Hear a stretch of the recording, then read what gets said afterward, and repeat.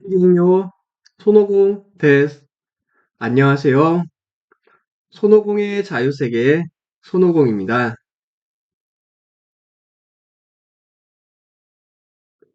이번 시간에는 지난 시간에 이어서 책 낭송을 계속 시작하겠습니다. 책은 신과 나눈 이야기 1권이고, 지난 시간에 1장의 절반 정도까지 읽었고, 네, 이어서 읽겠습니다. 이 책에 대해서 아주 간단히 설명을 드리자면, 이 닐 도너날드 윌시라는 저자가 신과 대화를 나눈 내용입니다. 신과 필담을 나눴고 그 이야기를 책으로 출판했습니다. 네, 제가 감명 깊게 읽었던 책이라서 낭송을 시작하고 있습니다. 2023년 12월 31일, 그러니까 작년 마지막 날부터 낭송을 시작했네요. 처음에는 이 책의 8장만 낭송을 해보고 이후의 상황을 생각해 보려고 했는데, 이왕 이렇게 시작한 거 한번 책 전체를 낭송해 보면 어떨까 하고 도전하고 있습니다. 네, 그럼 시작하겠습니다.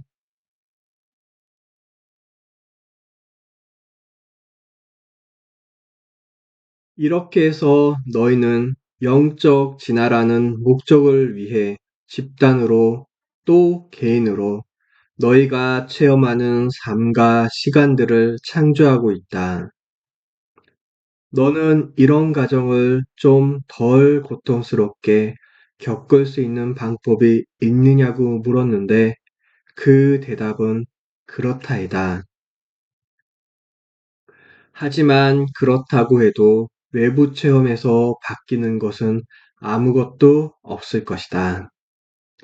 너 자신과 다른 사람들이 겪는 세상 체험과 세상 사건들에서 연상하는 고통을 줄이려면 너는 그것들을 보는 방식을 바꿔야 한다.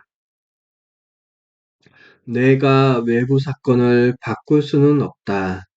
외부 사건은 너희 다수가 창조해낸 것이다.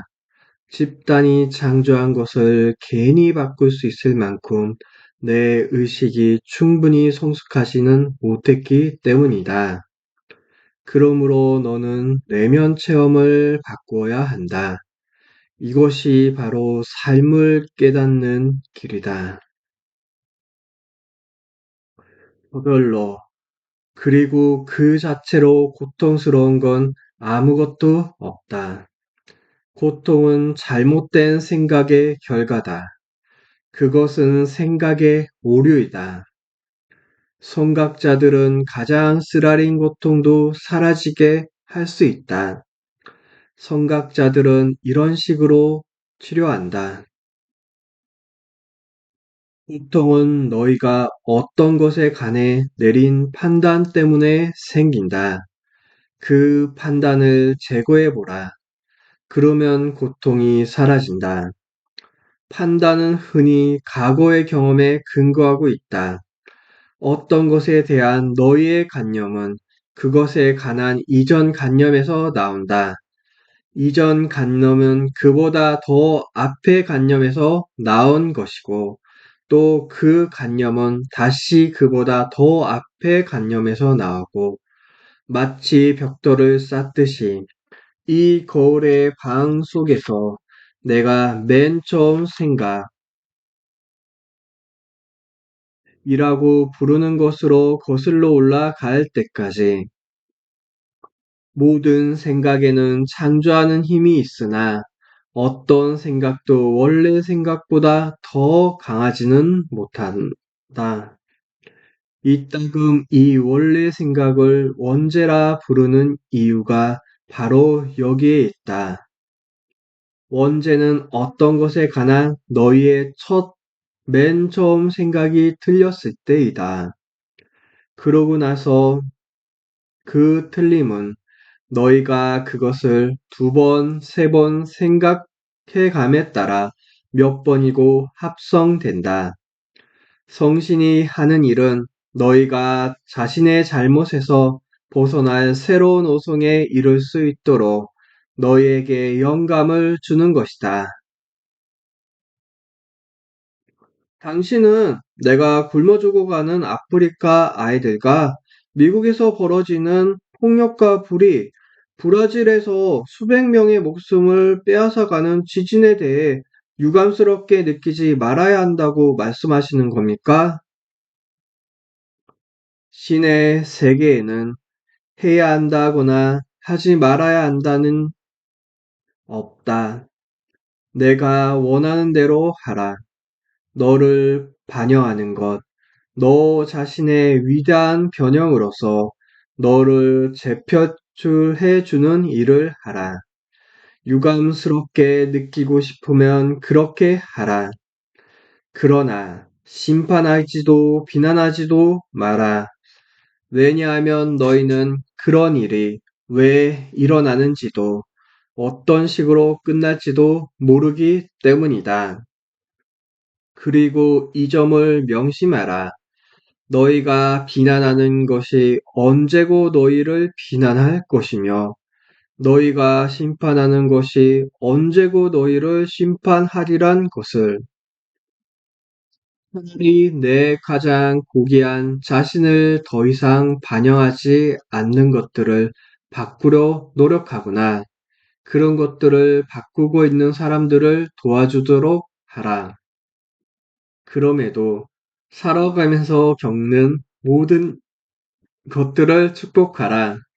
그 모든 것이 다 신의 창조이고, 그리고 그렇게 하는 것이야말로 최고의 창조이기에. 여기서 잠시 멈추고 제가 좀 따라잡게 해주시겠습니까? 좀 전에 신의 세계에는 해야 한다거나 하지 말아야 한다는 건 없다고 말씀하신 게 맞나요? 맞다. 어떻게 그럴 수 있나요? 당신의 세계에 그런 게 존재하지 않는다면, 그럼 어디에 존재하는 겁니까? 오호, 어디에? 다시 물어보겠습니다. 해야 한다와 하지 말아야 한다는 어디에 나타난다는 거죠? 당신 세계에 존재하지 않는다면요. 너희의 상상 속에. 하지만 옳다 그르다, 하라 하지 마라, 해야 한다 하지 말아야 한다는 것들에 대해 제게 가르쳐 준 사람들은 그 모든 규칙들을 당신, 곧 신이 설정해 놓았다고 말했습니다. 그렇다면 너를 가르친 사람들이 틀렸다. 나는 한 번도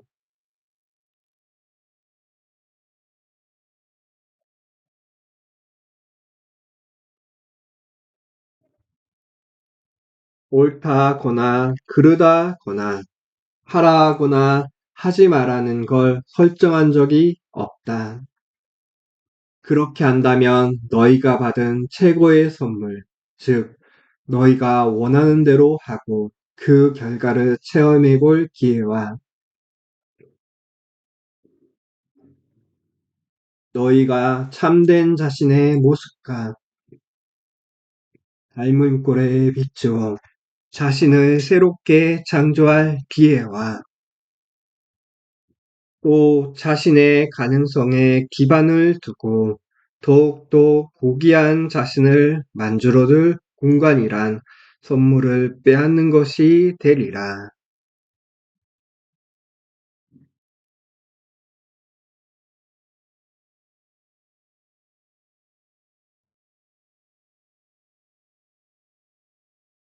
어떤 생각이나 말이나 행동이 그르다는 것은 너희가 그것들을 하지 않겠다고 말하는 것과 다를 바 없다. 그것들을 하지 않겠다는 것은 너희 자신을 금하는 것이다. 너희를 금하는 건 자신을 제한하는 것이며 자신을 제한하는 건 참된 자신이라는 실체를 부정하는 것일 뿐 아니라 그 실체를 창조하고 체험할 기회를 부정하는 것이기도 하다. 세상에는 내가 너희에게 자유의지를 두었다고 말하는 사람들이 있다. 그런데 바로 이 사람들이 내게 복종하지 않는다면 내가 너희를 지옥으로 보내리라 주장한다. 무슨 그런 자유의지가 있단 말인가? 이런 주장은 우리 사이의 진짜 관계가 아닐 뿐 아니라 신을 조롱하는 짓이기도 하다. 이제 우리는 제가 논의하고 싶었던 또 다른 영역으로 들어가고 있군요. 천국과 지옥을 둘러싼 그 모든 논란의 영역으로요. 지금 제가 여기서 주워들은 것들에서 보면 지옥 같은 건 없군요. 지옥은 있다. 하지만 너희가 생각하는 그런 것은 아니다. 그리고 너희는 세상이 너희에게 제공하는 여러 가지 이유들 때문에 지옥을 체험하는 건 아니다. 지옥이 뭐죠? 지옥은 너희의 선택과 결정과 창조들이 일으킬 수 있는 최악의 결과를 체험하는 것이다. 그것은 나를 부정하는 모든 생각, 즉, 자신과 나와의 관계를 부정하는 모든 생각의 당연한 기결이다. 지옥은 잘못된 사고로 너희가 겪는 고통이다. 그러나 잘못된 사고란 용어조차도 틀린 것이다. 잘못된 것 같은 건 존재하지 않기 때문에 지옥은 기쁨과 정반대되는 것이다. 그것은 이루어지지 않음이다. 그것은 자신이 누구인지 알고는 있으되 체험하지 못하는 것이다. 그것은 못난 존재다. 그것이 바로 지옥이며 너희 영혼에게 그보다 더 끔찍한 건 없다. 하지만 너희가 상상하는 그런 곳, 불길 속에서 영원히 불타거나 고통스러운 상태에 영원히 갇히게 되는 그런 곳으로서 지옥은 존재하지 않는다. 대체 내가 그런 곳에 무슨 의미를 둘 수 있단 말인가? 설사 내가 너희는 천국에 들어갈 자격이 없다는 지극히 심답지 못한 생각을 품고 있다 할지라도 무엇 때문에 내가 너희의 실패에 대해 안가품하거나 벌하러 들겠는가? 너희를 처치하는 것쯤이야 나로서는 손쉬운 일이 아니겠느냐?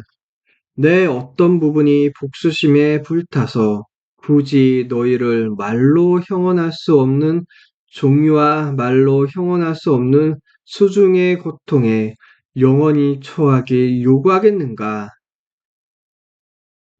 만일 너희가 정의의 필요성 때문이라고 답한다면 천국에서 나와 가까이 지낼 수 없다는 것만으로도 정의라는 목적은 간단하게 달성되지 않겠는가? 끝없는 고통의 형벌도 필요하다고 너희에게 말하노니 너희가 두려움에 근거한 신학 속에서 쌓아올린 식의 죽음 뒤의 체험 같은 건 결코 존재하지 않는다.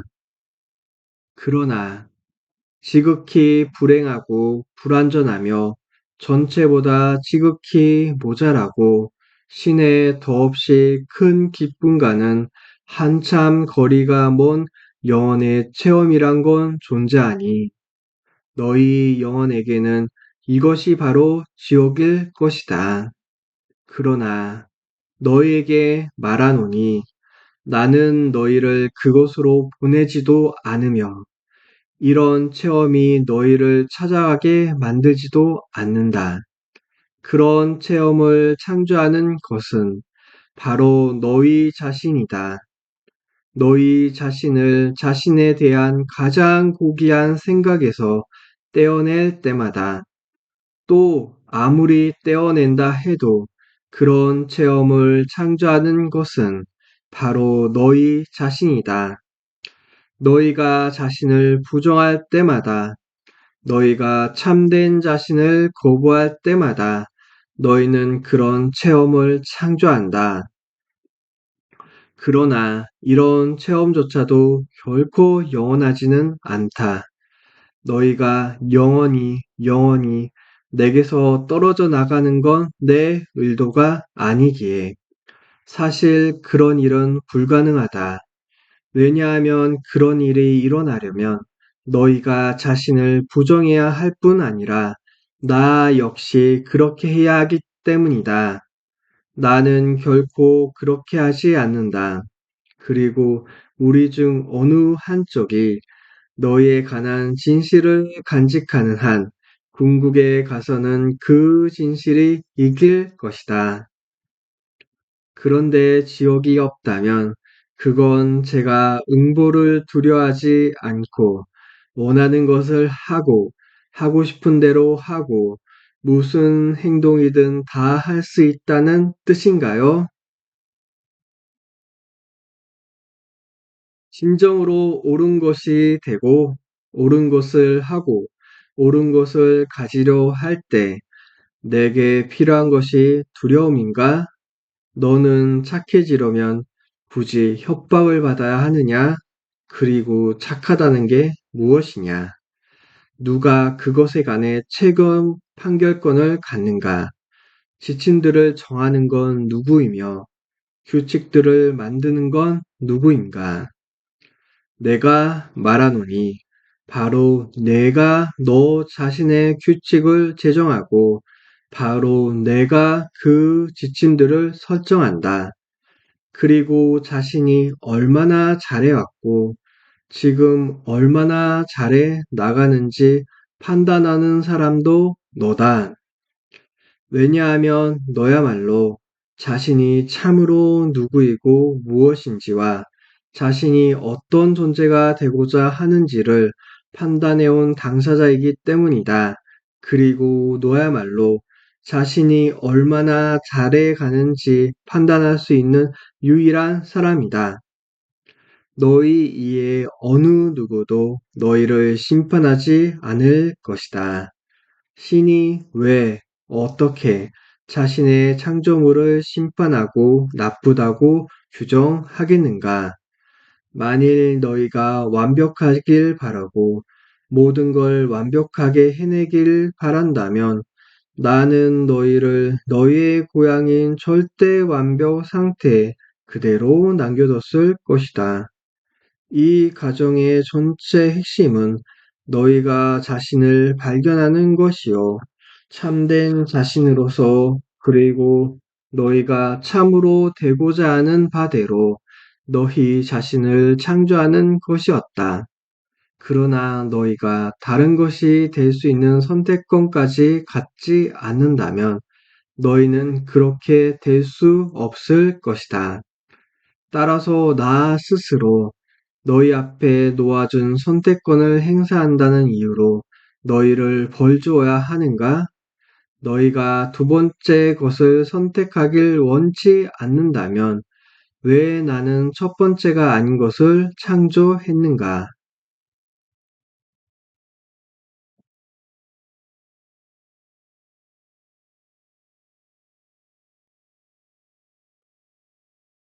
이것이 너희가 비난하는 신의 역할을 내게 배당하기에 앞서 너희 자신에게 물어봐야 할 질문이다. 내 질문에 대한 직접적인 대답은 그렇다이다. 너희는 응보를 두려워하지 않고 원하는 대로 해도 좋다. 그러나 그 기결을 깨닫는 것이 너희에게 도움이 되리라. 기결이란 결과다. 당연한 결말. 이것은 응보나 징벌과는 전혀 다르다. 결말은 그저 단순히 결말일 뿐이다. 결말은 자연 법칙의 자연스러운 적용에서 결과하는 것이다. 결말은 이미 일어난 것의 기결로서 충분히 예측할 수 있는 그런 것이다. 모든 물질적 삶은 자연 법칙에 따라 움직인다. 일단 너희가 이 법칙들을 기억해내고 적용하기만 하면 너희는 물질 수준에서 삶을 지배하게 된다. 너희에게 징벌처럼 비치는 것, 혹 너희가 악이나 불운이라 부르는 것들은 스스로를 주장하는 자연 법칙에 지나지 않는다. 그러면 제가 이 법칙들을 알게 되고 그것들을 따른다면 앞으로 단 한순간도 근심거리를 갖지 않게 되는 겁니까? 당신은 제게 말씀하시는 것이 그런 건가요? 너희는 소위 근심거리 속에 놓인 자신을 체험하는 일이 결코 없을 것이다. 너희는 삶의 어떤 상황이 문제거리가 된다는 걸 이해하지 못할 것이다. 너희는 공포스런 어떤 상황도 맞닥뜨리지 않을 것이며 모든 근심과 의심과 두려움에 종지부를 찍을 것이다.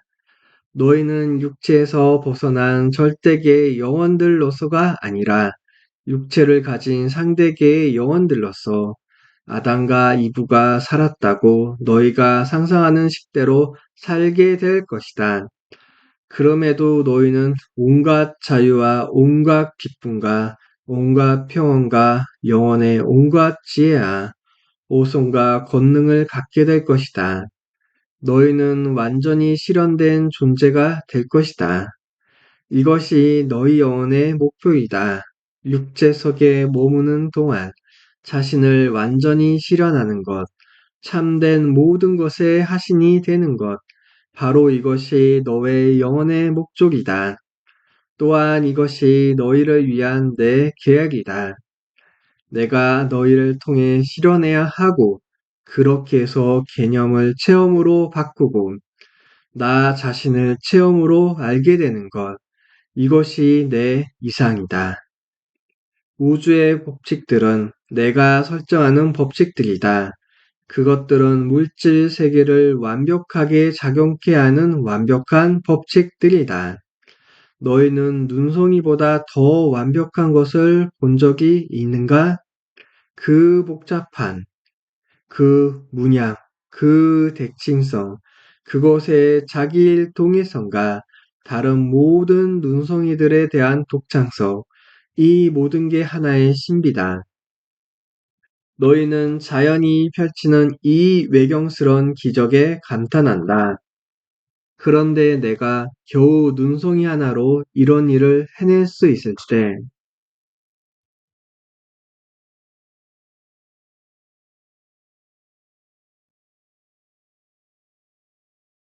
내가 이 우주를 가지고는 무엇을 할 수 있으며 해왔다고 생각하는가?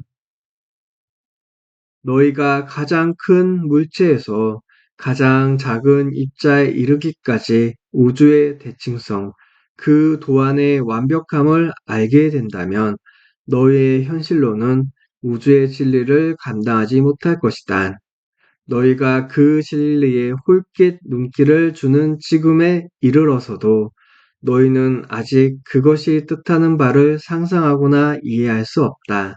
그러나 뜻하는 바가 있다는 것, 너희의 현재 이해 능력으로 끌어안을 수 있는 것보다 훨씬 더 복잡하고 훨씬 더 놀라운 뜻들이 들어있다는 건 알 수 있을 것이다.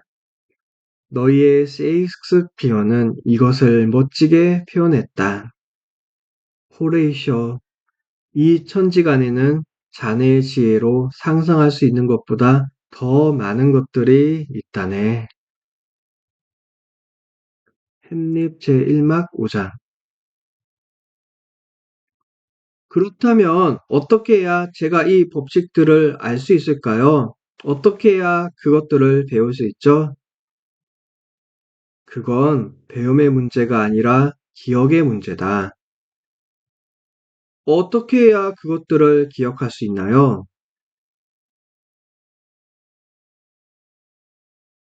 고요히 있는 것에서 시작하라. 외부 세계를 가라앉혀라. 그러면 내면 세계가 내게 시야를 줄 것이다. 너희가 찾아야 하는 게 이 통찰력이다. 하지만 너희가 외부 현실에 지나치게 깊숙이 빠져 있는 동안에는 그것을 가질 수 없다. 그러니 가능하면 자주 내면으로 들어가도록 애쓰도록 하라. 그리고 너희가 내면으로 들어가지 않을 때는 바깥 세계를 다룰 때처럼 내면에서 나오게 된다. 다음 공리를 명심하라. 너희가 내면으로 가지 않는다면 너희는 바깥으로 가게 되리라. 이 공리를 외울 때 좀 더 실감나도록 주어를 1인칭으로 바꾸어라. 내가 내면으로 가지 않는다면 나는 바깥으로 가게 되리라. 너희는 평생 동안 바깥으로만 가왔다. 하지만 너희는 그럴 필요도 없고 그래봤자 뭔가 이루지도 못할 것이다.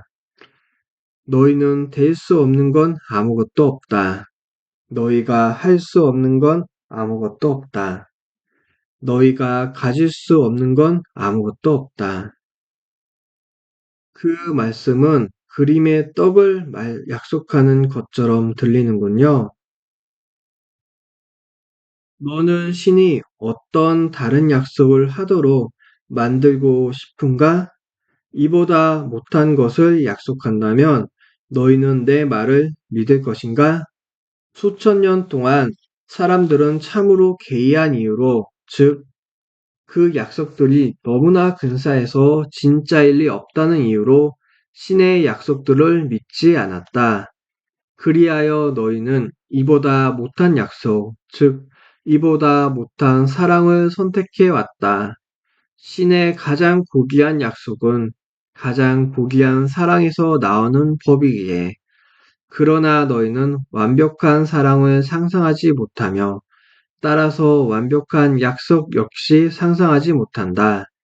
그리고 완벽한 사람 또한 상상하지 못하기에 너희는 자신조차 믿지 못한다. 이 모든 수단들을 믿지 않은 건 신을 믿지 않는다는 뜻이다. 신을 믿으면 신의 가장 큰 선물인 조건 없는 사랑과 신의 가장 큰 약속인 무한한 잠재력을 믿게 되기 때문이다. 여기서 잠시 말을 끊어도 될까요? 신이 말씀하시는데 중간에 가로채기는 싫지만, 하지만 전에도 무한한 잠재력에 관해 이런 얘기를 들었는데, 그건 인간의 체험과는 부합되지 않습니다. 보통 사람이 부딪히는 온갖 어려움을 둘째 치고라도 정신이나 육체에 장애를 안고 태어난 사람들이 겪는 고초에 대해서는 어떻게 생각하십니까? 그들의 잠재 능력도 무한합니까? 너희는 너희 경전에 그렇다고 적어 놓았다.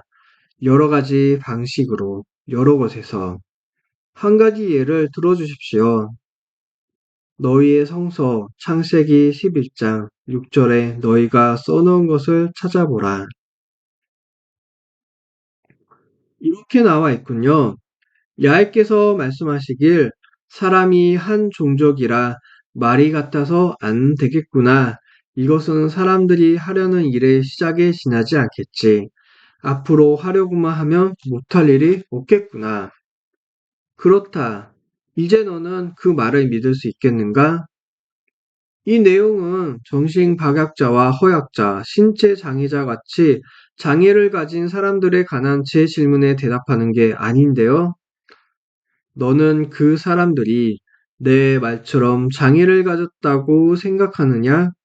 그들 스스로 선택한 것이 아니고 너는 한 인간의 영혼이 그게 어떤 것이든 간에 우연히 삶의 도전들과 마주친다고 상상하느냐?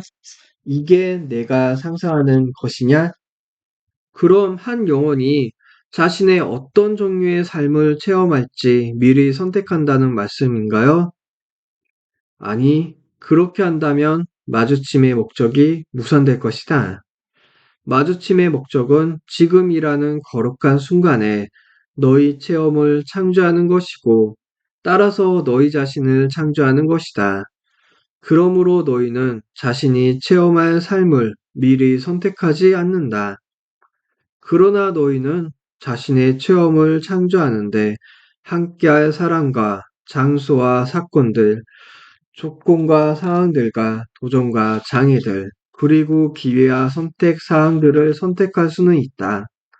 너희는 자신의 팔레트에 짜놓은 색깔들, 자신의 깃짝을 짜는데 필요한 연장들, 자신의 작업장에 필요한 기계들을 선택할 수는 있다.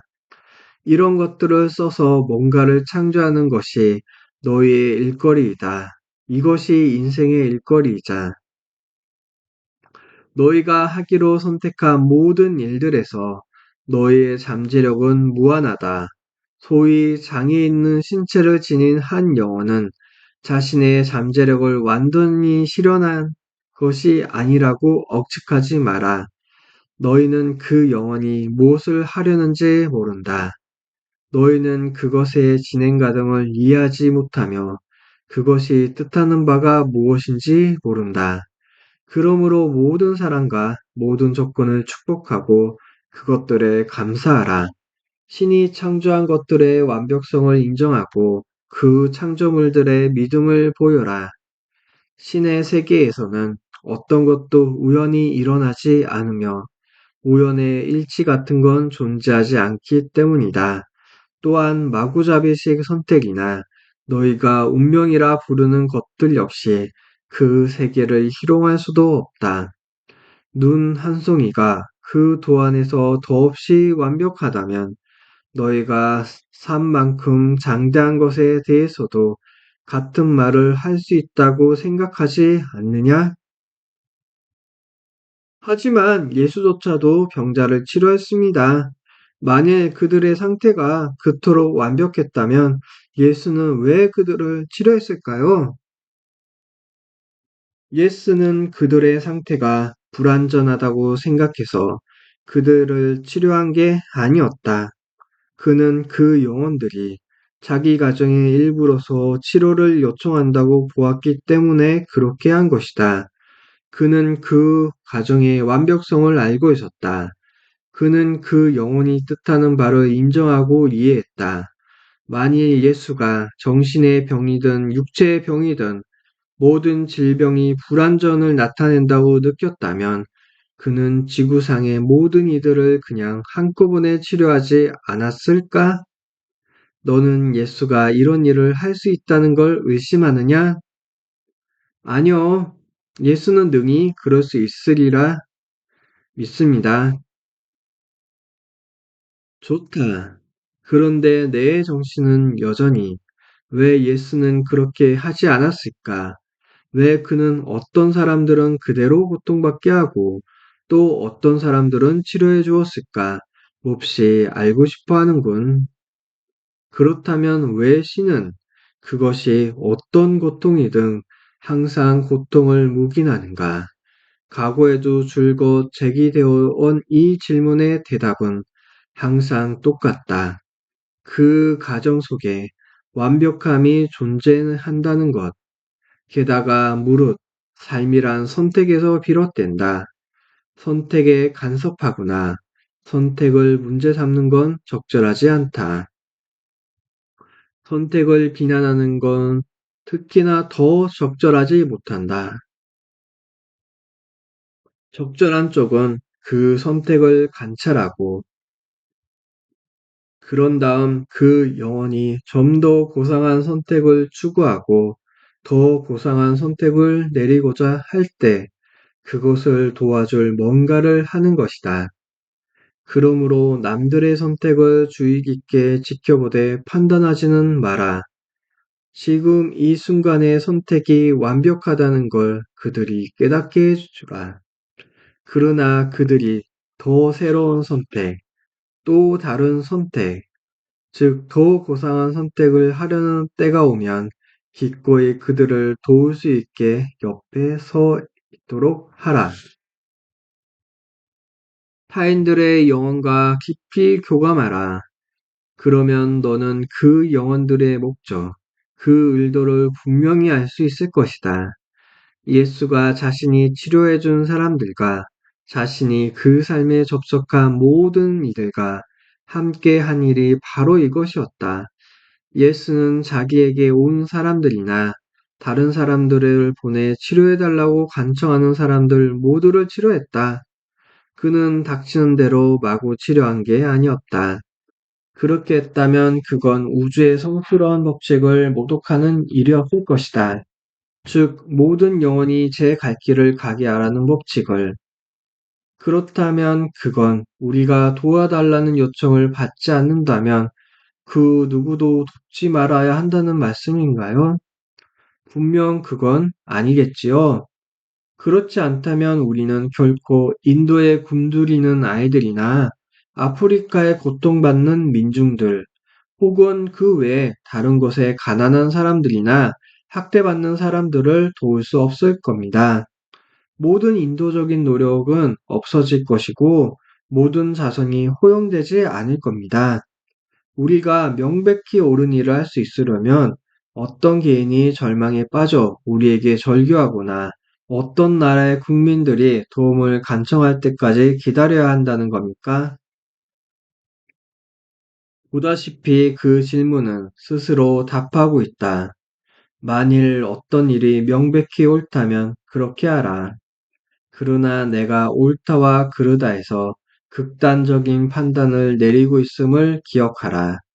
모든 건 오로지 너희가 그렇다고 보기 때문에 옳거나 그럴 뿐이다. 어떤 것이 그 본질에서부터 옳거나 그른 것은 아니다. 아니라고요? 옳음이나 그름은 본래의 상태가 아니다. 그것은 개인의 가치체계 속에만 있는 주관적인 판단이다. 너희의 주관적인 판단들로 너희는 자신의 자아를 창조한다. 너희는 너희 개인의 가치들로 자신이 누구인지 판단하고 증명한다. 세계는 너희가 이런 주관적인 판단들을 내릴 수 있도록 하려고 지금 같은 모습들로 존재한다. 만일 세계가 완벽한 상태로 존재한다면 자기 창조라는 너희 삶의 감정은 총막을 고할 것이고 그것은 끝날 것이다. 더 이상 소송이 없다면 변호사가 할 일은 내리면 끝날 것이다. 더 이상 병이 없다면 의사가 할 일도 내일이면 끝날 것이다. 더 이상 의문이 없다면 철학자가 할 일도 내일이면 끝날 것이다. 그리고 더 이상 문제거리가 없다면 신의 할 일도 내일이면 끝나고요. 맞다. 내가 아주 완벽하게 표현했다. 더 이상 창조할 게 없다면 우리 모두는 창조하기를 끝낼 것이다. 즉, 우리 모두가 그 게임을 지속시키는 것에 기득권을 휘두르고 있는 것이다. 우리 모두가 그 문제들을 해결하고 싶다고 얘기하는 만큼이나 우리는 감히 그 문제들을 몽땅 해결하려고 나서지는 않는다. 그렇게 하지 않으면 우리가 할 일이 하나도 남아있지 않을 것이기에 너희의 군산복합제는 이 점을 아주 잘 이해하고 있다. 그것이 세계 도처에서 더 이상 전쟁하지 않는 정부를 세우려는 모든 시도를 강력하게 막는 이유가 바로 여기에 있다. 너희의 의료기관들 역시 이 점을 잘 이해하고 있다. 그런 기관들이 기적의 가능성 자체에 대해서는 말할 것도 없고 새로운 모든 기적의 약이나 실업범에 완강히 반대하는 이유가 여기에 있다. 자신들의 생존을 위해서는 그렇게 해야 하고 그렇게 할 수밖에 없는 것이다. 너희의 종교단체들 역시 이 점을 확실히 알고 있다. 그런 단체들이 한결같이 두려움과 심판과 응보가 들어있지 않은 신에 관한 모든 정의들과 신에 이르는 유일한 길과 관련하여 자기네 이념이 들어있지 않은 모든 자와 규정들을 공격하는 이유가 여기에 있다. 만일 내가 너희가 신이라고 말한다면 종교가 설 땅이 어디겠는가? 만일 내가 너희의 병이 나으리라고 말한다면 과학과 의학이 설 땅이 어디겠는가? 만일 내가 너희가 평화롭게 살리라고 말한다면 중재인들이 설 땅이 어디겠는가? 만일 내가 세상이 고쳐지리라고 말한다면 세상이 설 것이 어디겠는가? 그럼 백왕궁들은 어찌 될까? 본질적으로 두 부류의 사람들이 이 세상을 채우고 있다. 너희가 원하는 것들을 너희에게 주는 사람들과 사태를 고정시키는 사람들. 어떤 의미에서 보면 정육점 주인과 빵집 주인, 촛대 제조공들처럼 단순히 너희가 원하는 것들을 제공해주는 사람들 역시 고정시키는 사람들이다. 어떤 것에 욕구를 갖는다는 건 흔히 그것을 필요로 한다는 것을 뜻하기 때문이다. 마약 중독자들이 필요로 하는 마약 주사를 픽스라고 하는 건 이 때문이다.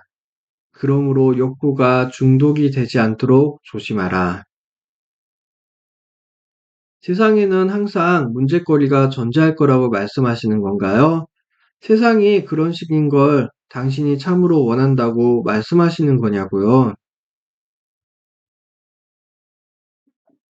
나는 눈송이가 지금 존재하는 방식 꼭 그대로 존재하듯이 세상도 지금 존재하는 방식대로 존재할 거라고 말하는 중이다. 그런 식의 세상을 창조한 건 너희다.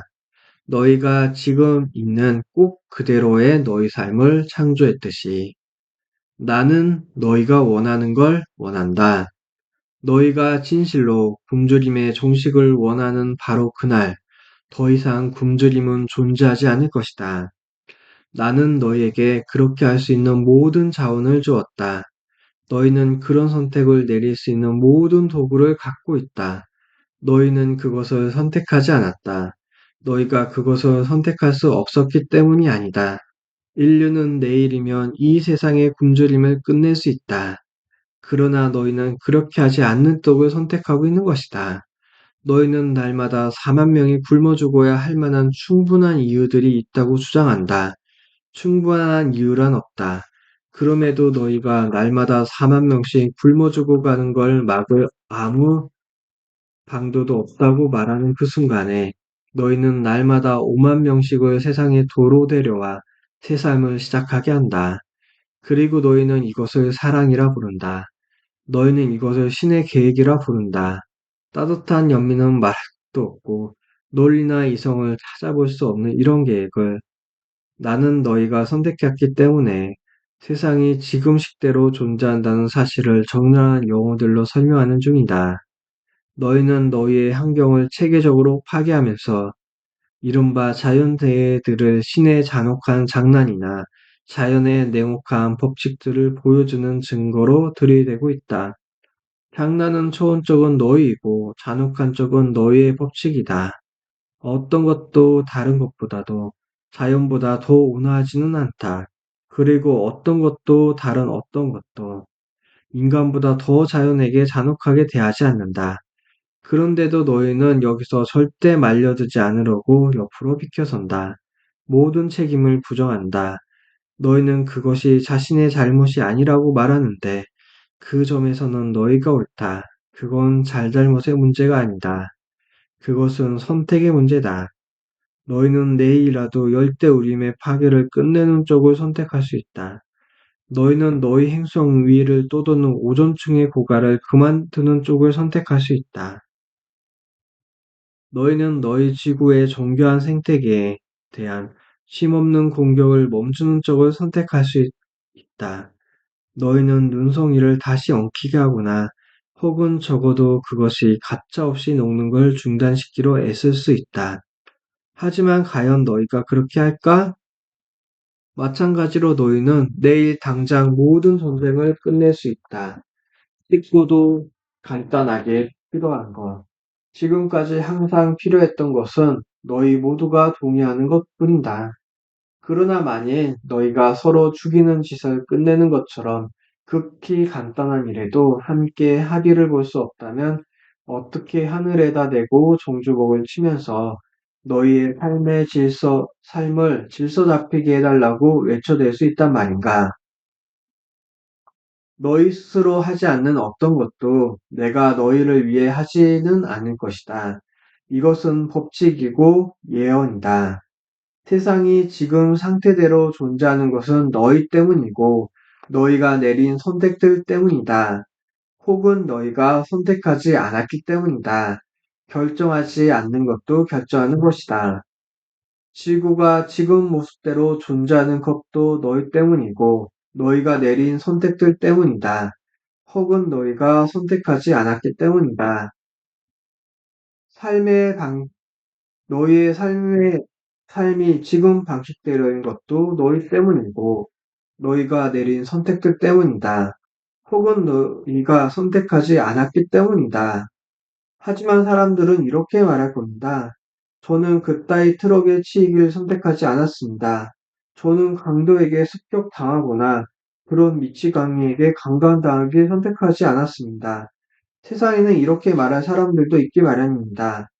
너희 모두가 도둑의 마음속에 훔치려는 욕구, 즉 감지된 피로를 만들어낼 기존 상황의 원인 제공자들이다. 너희 모두가 강간을 가능케 하는 의식을 창조했다. 너희가 자신에게 범죄를 일으킨 이런 면을 볼 때, 비로소 너희는 그런 범죄가 일어나는 상황을 치유할 수 있다. 굶주린 사람에게 먹을 것을 주고, 가난한 사람들에게 존엄성을 부여하라. 운 나쁜 사람들에게 기회를 줘라. 더 나은 내일이라는 사소한 약속으로 대중을 움츠러들게 하고 화나게 만드는 편견을 끝장내라. 성에너지에 대한 무의미한 금기와 억압들을 치워버려라. 그보다는 성에너지의 경리를 진실로 이해할 수 있게 그것이 자연스럽게 흐를 수 있게 사람들을 도와주라. 그것이 너희의 강도와 강간을 영원히 종식시키는 사이로 나아가는 긴 여정에 들어설 것이다. 트럭이 느닷없이 모퉁이에서 튀어나오고 하늘에서 벽돌이 떨어지는 이른바 사고란 것에 대해서는 그런 개개 사건을 더 큰 모자이크의 작은 일부로 받아들이는 법을 배워라. 너희는 자신을 구원하려는 각자의 계획을 실행하고자 이곳에 왔다. 그러나 구원이란 게 악마의 함정에 벗어난다는 뜻은 아니다. 악마 같은 결코 없으며 지옥은 존재하지 않는다. 너희는 실현하지 않음이라는 망각의 늪에서 자신을 구해내고 있는 것이다. 너희는 이 싸움에서 패배할 수 없다. 너희는 실패할 수 없다. 그러므로 그것은 결코 싸움이 아니다. 그저 하나의 가정일 뿐이다. 그러나 이 점을 알지 못하면 너희는 그것을 끊임없는 투쟁으로 볼 것이다. 너희는 그 투쟁을 둘러싸고 웬만한 종교 하나를 창조해내기에 촉구할 만큼 오래도록 그 투쟁을 신봉할 수도 있다. 이런 종교는 투쟁이 모든 것의 핵심이라 가르칠 것이고 그 가르침은 틀렸다. 그 과정을 진행시키는 것은 투쟁이 아니다. 오히려 승리는 지는 데서 얻어진다. 사고는 그것이 일어나기 때문에 일어난다. 사고란 삶의 특정 요소들이 특정한 방식으로 특정한 시간에 특정한 결과와 너희가 다름의 이유로 불운이라 부르기로 선택한 결과들을 가지고 함께 모여든 것이다. 그러나 사고는 전혀 불운이 아닐 수 있다. 너희 영혼이 나아갈 일정이란 면에서 내가 너희에게 말하느니 우연의 일치란 없으며 어떤 일도 우연히 일어나지는 않는다. 각각의 사건이나 모험은 참된 자신을 창조하고 체험하기 위해 너희 스스로 불러들인 것이다. 모든 참된 선각자들은 너희 이것을 알고 있다. 신비주의 석학자들이 최악의 체험들, 너희가 규정하는 식대로 가면에 직면에서도 흔들리지 않는 게 바로 이 때문이다. 기독교의 위대한 선각자들은 이 점을 이해하고 있다. 그들은 예수가 십자가에 못 박히면서도 동조하지 않았으며 오히려 그것을 원했다는 걸 알고 있다. 예수는 달아날 수도 있었지만 그렇게 하지 않았다. 그는 어떤 시점에서 그 가정을 중단시킬 수도 있었다. 그에게는 그럴 수 있는 힘이 있었다. 하지만 그는 그렇게 하지 않았다. 그는 스스로 인간의 영원한 구원의 상징이 되기 위해 십자가에 못 박히는 걸 허용했다. 그는 내가 어떤 일을 할 수 있는지 보라. 이보다 진실인지 잘 보라. 그리고 너희 역시 이런 일들, 이보다 더한 일들도 할 수 있다는 걸 깨달아라. 그러기에 내가 너희가 바로 신이라 하지 않았더냐? 그런데도 너희는 믿지 않는다. 너희가 정 자신을 믿지 못했다면 나를 믿도록 하라. 고 말했다. 예수의 연민은 그토록 커서 모두가 다 하늘나라 자기 실현에 이를 수 있게끔 세상에 강력한 충격을 줄 수 있는 방법을 청했고 다른 방법이 전혀 없다면 자기를 써서 그렇게 해달라고 청했다. 그는 불행과 죽음을 굴복시켰기에 드디어 그 방법을 창조할 수 있었다. 그리고 너희 역시 그렇게 할 수 있다. 예수의 가장 큰 가르침은 너희가 앞으로 영원한 삶을 누리리라는 것이 아니라 바로 지금 누리고 있다는 것이 없으며 너희가 앞으로 신과 형제가 되리란 것이 아니라 바로 지금 그렇게 되고 있다는 것이었고 앞으로 너희가 구하는 것 뭐든지 갖게 되리란 것이 아니라 바로 지금 그렇게 하고 있다는 것이었다.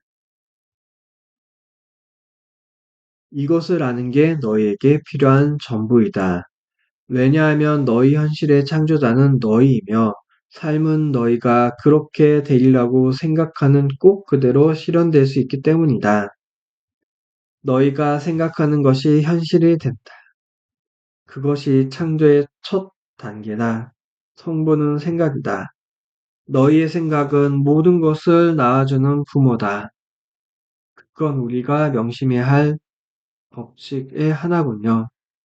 그렇다. 다른 것들도 말씀해 주실 수 있습니까? 나는 다른 것들도 말해줬다. 시간이 시작된 이래로 줄곧 그것들 전부를 너에게 이야기해 왔다. 나는 수도 없이 되풀이했으며 수많은 선각자들을 너에게 보내주었다. 너희는 내가 보낸 선각자들의 얘기를 귀담아 듣지 않는다. 너희는 그들을 죽인다. 하지만 왜죠? 왜 우리는 우리 중 가장 거룩한 이들을 죽일까요? 우리는 그들을 죽이거나 욕되게 합니다. 그건 같은 행동이겠죠? 하지만 왜 그렇게 하는 거죠? 나를 부정하고자 하는 너희의 모든 생각에 그들이 맞서기 때문이다. 그리고 너희 자신을 부정하자면 너희는 나를 부정할 수밖에 없다. 어째서 너희는 당신이나 우리 자신을 부정하고 싶어 할까요? 두려워하기 때문이다.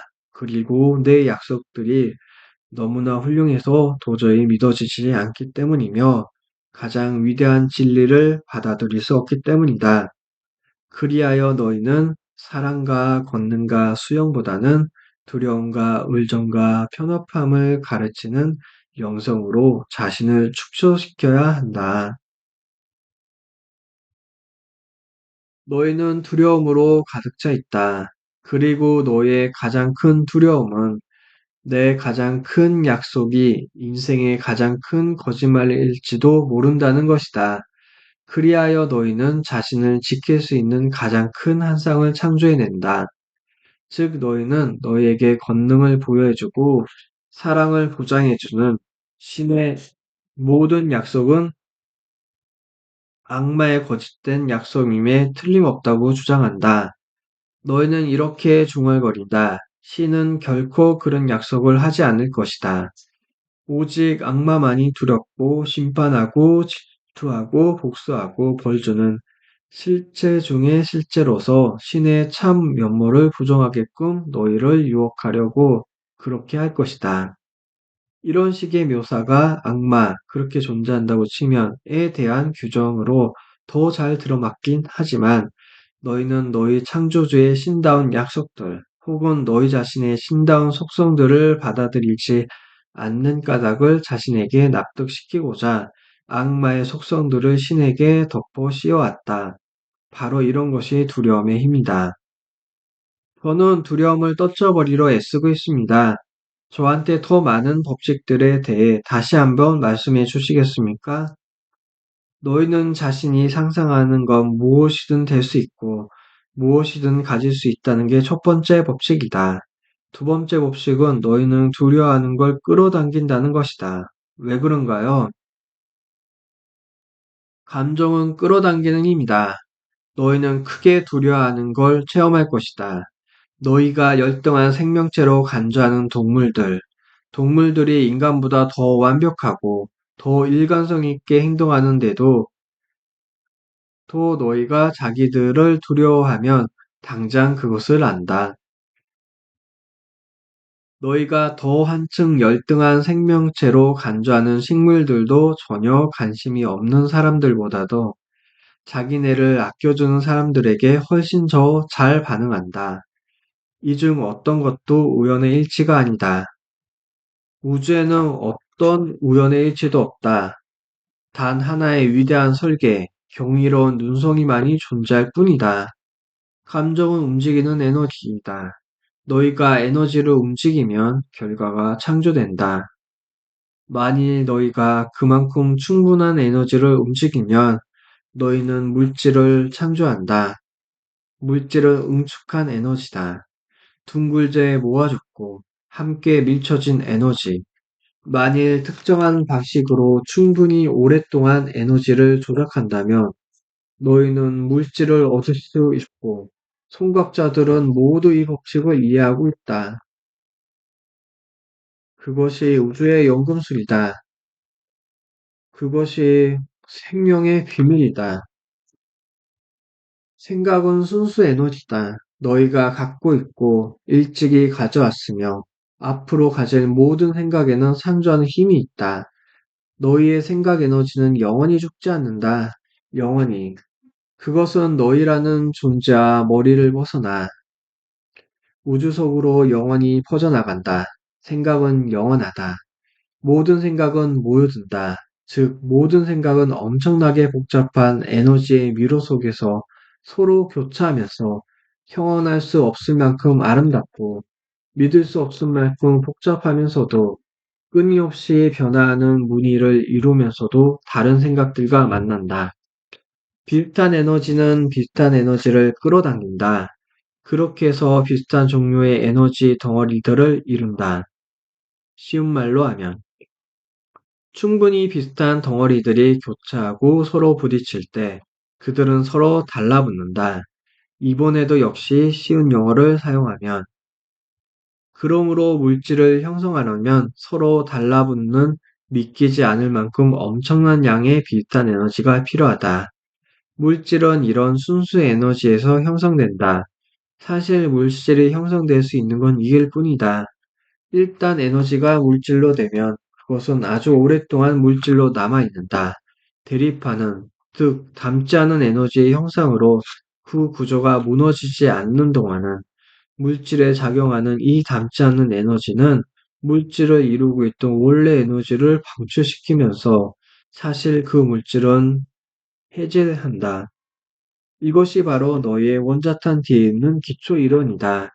아인슈타인은 그 전에 또 그 후에 어떤 사람보다도 우주의 창조 비밀에 가깝게 접근하여 그것을 발견하고 설명하고 적용한 사람이다. 이제 너는 비슷한 마음을 가진 사람들이 함께 일하면 어떻게 마음에 드는 현실을 창조할 수 있는지 더 잘 이해하게 되었을 것이다. 단 두세 사람이라도 내 이름으로 모이는 곳에는 이란 기절도 훨씬 더 의미심장해졌을 테고, 전체 사회가 특정한 방식으로 생각할 때 놀라운 일들, 그 일들이 하나같이 바람직하지는 않겠지만은 이 구토로 자주 벌어지는 건 당연한 일이다. 예컨대 두려움 속에 사는 사회는 실제로 또 불가피하게 그 사회가 가장 두려워하는 형식으로 가장 두려워하는 것을 만들어내는 일이 대단히 자주 있다. 또 비슷하게 대규모 공동체들이나 집단들은 종종 결합된 생각 혹은 일부 사람들이 공동 기도라 부르는 곳으로 기적을 일으키는 힘을 찾아낸다. 그래서 개인들의 생각, 기도, 희망, 바람, 꿈, 두려움이 놀랄 만큼 강하다면 개인들 역시 당연히 그런 결과들을 빚어낼 수 있다. 예수는 일상적으로 이런 일을 했다. 그는 에너지와 물질을 어떻게 다루며, 어떻게 재배를 하며, 어떻게 재분배하며, 어떻게 하면 완전히 지배할 수 있는지 이해하고 있었다. 대다수 선각자들 역시 이것을 알고 있었다. 지금은 많은 사람들이 이것을 알고 있었다. 너 역시 이것을 알고 있었다. 지금 당장이라도. 이것이 바로 아담과 이브가 함께 나눈 선악에 관한 지식이다. 그들이 이것을 이해하기 전까지는 너희가 아는 바대로의 삶은 존재하지 않는다. 너희가 최초의 남자와 최초의 여자를 나타내기 위해 붙인 가공의 이름들인 아담과 이브는 인간 체험의 아버지 어머니였다. 아담의 타락으로 표현되어진 것은 사실 아담의 상승이었다. 이것은 인류사에서 위대한 단일 사건이었다. 왜냐하면 그 사건이 없었다면 상대계는 존재하지 않았을 것이기 때문이다. 아담과 이브의 행동은 원죄가 아니라 사실은 최초의 축복이었다. 너희는 아담과 이브가 인류 최초로 잘못된 선택을 했기 때문에 선택 자체를 할 수 있게 해줬다는 점에서 그들에게 진심으로 감사해야 한다. 너희 신하는 여기서 이브를 나쁜 사람, 즉 선한의 지식을 아는 열매를 따먹고 아담을 몰래 깨워서 함께 그 짓을 하게 만든 욕으로 설정한다. 신하의 이런 상황 설정에 힘입어 그때 이후로 계속 너희는 남성이 타락한 것이 여성이라는 설정을 해왔고 그로 인해 성에 대한 왜곡된 관점과 혼란은 말할 것도 없고 온갖 종류의 비뚤어진 현실이 생겨났다. 너희는 어떻게 그렇게 나쁜 것에 그렇게 좋은 감정을 품을 수 있는가? 너희가 가장 두려워하는 것이 너희를 가장 크게 괴롭힐 것이다. 두려움은 자석처럼 그것을 너에게 끌어다 줄 것이다. 너희가 창조해낸 모든 종교 고리야 전통에서 나온 너희의 성스러운 경전들에는 하나같이 두려워하지 말라는 누구에게나 명백한 충고를 담고 있다. 너는 이것이 우연이라 생각하는가? 법칙들은 지극히 간단하다. 생각에는 창조하는 힘이 있다. 두려움은 에너지처럼 끌어당긴다. 존재하는 건 오직 사랑뿐이다. 아니, 그 세 번째 법칙이 좀 이상하군요. 두려움이 에너지를 끌어당기는 판에 어떻게 사랑만이 존재할 수 있단 말입니까? 사랑은 궁극의 실체다. 그것만이 유일하고 그것만이 전부이다. 사랑의 감정은 너희가 신을 체험하는 것이다. 지고한 진리 중에 지금 존재하고 있고 일찍이 존재했으며 앞으로도 영원히 존재할 것은 사랑뿐이다. 너희가 절대계로 들어갈 때 너희는 사랑 속으로 들어가는 것이다. 내가 상대계를 창조한 것은 나 자신을 체험하기 위해서였다. 이 점에 대해서는 이미 내게 설명했다. 그렇다고 이것이 이 상대계를 진짜로 만들어주지 않는다. 상대계는 너희가 내가 우리 자신을 체험으로 알기 위해서 지어냈고, 지금도 지어내고 있는 창조된 현실이다. 그럼에도 그 창조들은 흡사 진짜처럼 보인다. 그것을 창조한 목적 자체가 정말 진짜처럼 만들어서 우리가 그것을 실제 존재하는 것으로 받아들이도록 하는 데 있었기 때문이다.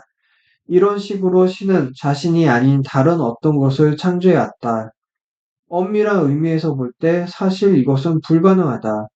왜냐하면 신인 나는 존재하는 존재이기에 다른 어떤 것, 즉 상대계를 창조하면서 나는 단순히 너희가 신이라는 얘기를 듣는 게 아니라 너희 스스로 신이 되는 쪽을 택할 수 있는 환경을 만들어냈다.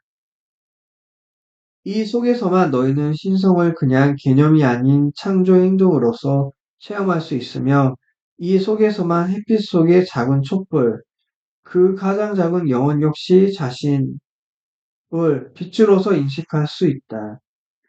두려움은 사랑의 다른 한 끝이다. 그것은 가장 기본되는 극이다. 상대계를 창조하면서 나는 가장 먼저 나 자신의 대립물을 창조했다. 지금 너희가 사는 물질 차원의 그 영역에서 존재가 자리 잡을 수 있는 장소는 오직 두 곳뿐이다. 즉, 두려움과 사랑.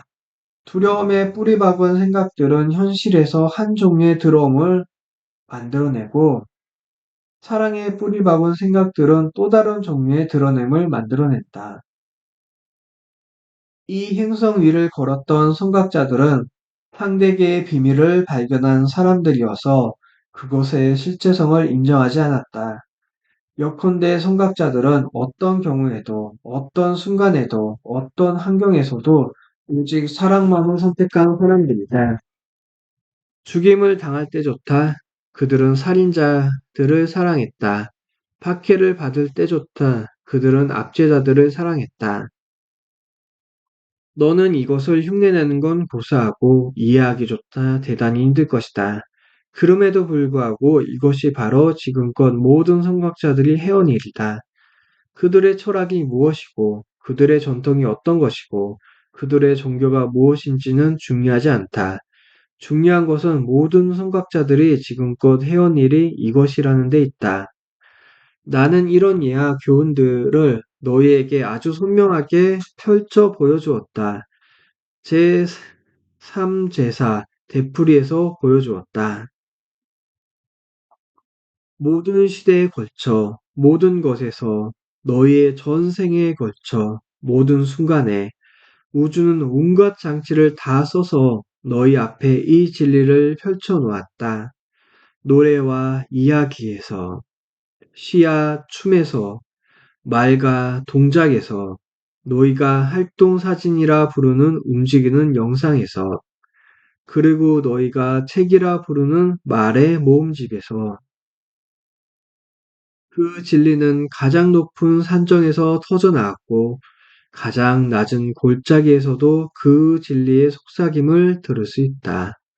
사랑만이 모든 것의 해답이라는 이 진리는 인간 체험의 모든 해랑들을 지나 길게 길게 울러 퍼졌다. 그러나 너희는 귀담아 듣지 않았다. 이제 너는 이 책으로 다가와 신이 무수히 많은 방식으로 셀 수 없을 만큼 많이 너희에게 말해준 것을 또 다시 묻고 있다.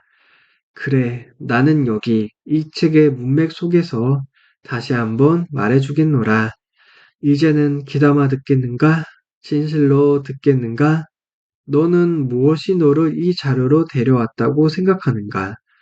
너는 어떻게 해서 이 자료를 지니게 되었는가? 너는 내가 뭘 하고 있는지 내가 모르리라 생각하는가? 우주에는 어떤 우연의 일치도 존재하지 않는다. 나는 내 마음에 울부짖는 걸 들어왔다. 나는 내 영혼이 찾아 헤매는 걸 봐왔다. 나는 내가 얼마나 간절히 진리를 바랬는지 안다. 너는 고통 속에서 그것을 달라고 소리쳤으며 기쁨 중에도 소리쳤다. 너는 끝없이 내게 간청해 왔다. 나를 보여주고, 나를 설명해주고, 나를 드러내 달라고. 지금 여기서 나는 그렇게 하고 있다. 내가 결코 오해할 수 없는 지극히 평범한 용어들로, 내가 결코 혼돈할 리 없는 지극히 단순한 언어로, 내가 결코 장화마음 속에 헤맬 리 없는 지극히 평범한 어휘들로, 그러니 이제 앞으로 나아가라. 내게 뭐든지 다 물어보라. 무엇이든 다. 내 힘껏 대답해 주리라. 나는 이 일을 위해 온 우주를 다 동원할 것이다. 그러니 정신을 바짝 차리도록 하라. 이 책이 내 유일한 도구인 건 아니다. 내가 어떤 질문을 던지기만 하고 대답을 듣지 못할 수도 있다. 하지만 눈을 열고 귀를 기울여라. 내가 듣는 노래만과 내가 읽는 다음번 신문 기사와 내가 보는 다음번 영화의 줄거리야. 내가 만나는 다음번 사람의 우연한 중얼거림에 혹은 내 귀를 간지럽히는 다음번 강과 바다와 바람의 속삭임에 이 모든 장치들이 다 내 것이다. 이 모든 길들이 다 내게로 열려 있다. 내가 귀담아 듣는다면 나는 내게 말할 것이며 내가 나를 초대하면 나는 내게 갈 것이다. 그러면 내가 언제나 그 자리에 있다는 걸 내게 보여주리라. 모든 방법으로. 네, 여기까지가 1장의 내용입니다. 네, 수고한 나 자신을 위해 박수! 와! 네, 들어주셔서 감사합니다. 아리가또 고자이마.